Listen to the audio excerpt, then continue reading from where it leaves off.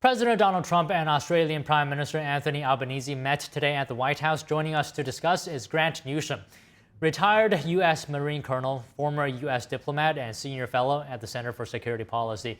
Colonel, always great to see you. Can you talk to us about how significant this first meeting is between the two leaders?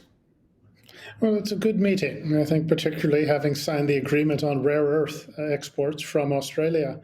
Australia is swimming in rare earths, and they could probably provide all of America's requirements. The state of Montana probably could as well. But the fact that Australia has stepped up and says it's ready to develop its industry here and to link up with the United States and make Australia a main, if not the main, source of rare earths is a big deal. The two leaders, and I think Albanese and Trump may not like each other very much, but that's beside the point. That this is a significant thing, particularly given the importance of rare earths. Do you think this meeting has improved the two nations' ties, its relationship? Well, I don't know. In one sense, I suppose it's always good to sort of get together and have a cordial meeting. But there's something about Australia that if you live there, if you pay attention, and you say, for example, read the Australian press for a week, they despise Donald Trump. And there's also a latent sense of, not so latent actually, sense of anti-Americanism in Australia's political and ruling class. Hard to imagine, particularly for people of my generation, where we've always thought the Australians and the Americans love each other. And the Australians, make no mistake, are fine people and have a very good military, even if it doesn't quite have a strategy. But there's something going on here where the relationship is not what it was. It's still basically okay, but there is more friction than one would imagine, particularly coming from the Australian side. Okay, Colonel, let me put it this way. If, let's say, China invades Taiwan, can the U.S. depend on Australia for help? Maybe. And I would say it's better than 50% chance, but that's not huge. Australia also, one has to ask, well, which of Australia's 11 warships are they going to send up to help? The Australian military is very professional, but it doesn't have the hardware really that it needs. Their air force is good, of course, but would the Australian government, a Labour government in particular, would they go in on a Taiwan fight? I don't know. They say they will, or suggest they will, but I'm not sure. There's a sort of a softness towards the People's Republic of China in the Australian administration, in the Labour Party, that one cannot overlook. And they have shown a willingness to sort of put national interest or national security second to the opportunity to sell lobster and wine to China. So it's not sure. It's not clear. I'd say it's better than 50% chance. But it's not what it once was. And I say the Australia of 30 years ago is not the Australia of today. Okay, so if China is looking at this, what might they be thinking? How are they reacting? What message does this meeting send to Beijing? Well, it certainly is better than an acrimonious meeting, like as Mr. Trump has had, say, with Ramaphosa of South Africa, and also Zelensky once or twice. But so the Australians see that the Americans and the Australians are getting along, they are cooperating, and the AUKUS agreement as well, where the Americans are going to provide submarines and submarine technology to Australia, that's a big deal. So China looks at this and says, well, how do we have to split this relationship? And economic pressure on Australia is one way that they are going to go about it. And that's they also have a political warfare effort, very active against Australia, and they are using the Chinese diaspora in Australia to exert influence on this, and also appealing to that fundamental resentment that you find in parts of Australian society against the United States. So China knows it has its work cut out for it when it comes to Australia, but it also sees that it has some opportunities. Okay, so you said earlier that the Australia now is not the Australia 30 years ago. Can you talk about that shift a little bit? What has changed? How is Australia balancing its ties between the U.S. and China? Well, partly, and I'm sort of half joking, is that a lot of people have the image of Australia as a bunch of Paul Hogans. or also as a bunch of the people who stopped the Japanese in New Guinea on the Kokoda Track in 1942, and the first ones to do it. And it's just it's a change in sort of national character. It's hard to explain. Partly a certain type of people has died off. And what you do have is one that is, in some respects, anti military and also is all in on the green, sort of the green movement, despite Australia having all the energy resources it needs. And it simply is not as committed to its own defense, it seems. And it has gotten itself dependent on the People's Republic of China.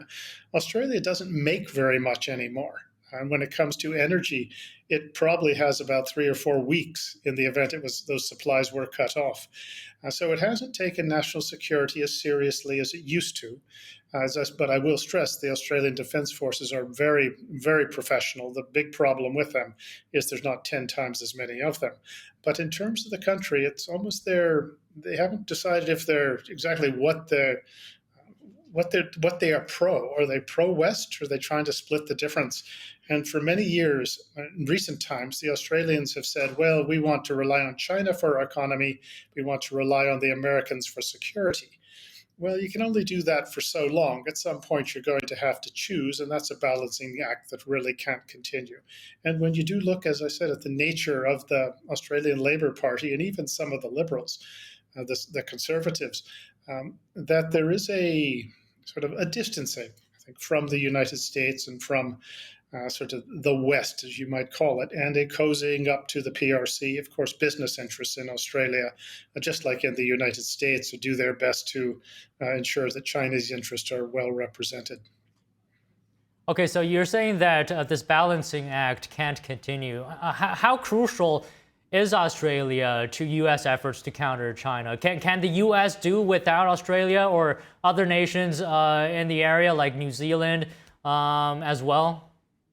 Well, we could probably do without New Zealand, but Australia is very important. I would say it's not as important as Japan when it comes to regional defense, but it's a close second. When it comes to that. Geographically, Australia is very important if you're going to not just conduct military operations, but you want all the help you can get. And the political benefit of having Australia aligned with us or on side and having the Australian military available to pitch in where they can. And they have always been willing to do that to date. That is important. And there's a political psychological aspect to having Australia as a solid ally, not just of the United States, but of Japan and the other free nations in the region. So it's an important piece of the puzzle. Is it indispensable? It's hard to say. Well, maybe not, but you certainly don't want to have Australia drift away into some sort of inadvertent neutrality. All right, so Colonel, I want to pull on a thread that you mentioned earlier on rare earths. Is it possible for Australia and the U.S. to cooperate in such a way to reduce complete dependency, eliminate complete dependency on China on critical minerals? I think it probably is. Not just Australia. As I said, the United States has plenty of them in America. But Australia is blessed with an overabundance of these things. And if they're serious about it, they make the effort. That the Chinese may find that, well, they're not quite as important as they used to be. And this could happen quicker than people think if the will is there. But do expect the PRC, the Chinese, to apply a lot of pressure on Australia to try to sabotage and sort of coerce the Australians into not moving forward as fast as they could or as much as they could with this rare earth proposal that Albanese just signed today with President Trump. Okay, Colonel, just one last question. Can you speak in detail what has been the impact really in the real world of China's dominance on rare earths? Well, it is such that the Americans and the Trump administration have not been able to do anything near what they would like to do in applying economic pressure and other pressure on the PRC. By China playing this card, it put the administration in a position where they had major companies, American companies, coming to the White House and saying, look, if we don't have ready access to these things, we're going to have to shut down some of our factories. within a matter of weeks. And that's how big a chokehold the Chinese have got. They've set about this decades ago, and they have gone about really getting a vertical lock on the entire rare earth industry, to the point where the figure is something like 70% of all rare earths come from China, and 90% of the processing is done in China, and that is a stranglehold. But sometimes when you have that stranglehold, it doesn't quite have the effect you think. It's not as if the Americans and the West are going to roll over. What you could find is it simply has spurred them on to doing things like the Americans and the Australians have agreed to do, and develop alternative sources, alternative rare earth industries, in effect, processing systems. And China may find itself with a lot of rare earths, but not being the only game in town. And that is something that we just might see. Well, okay, Colonel, great insight as always. Pleasure speaking with you. Well, thanks very much.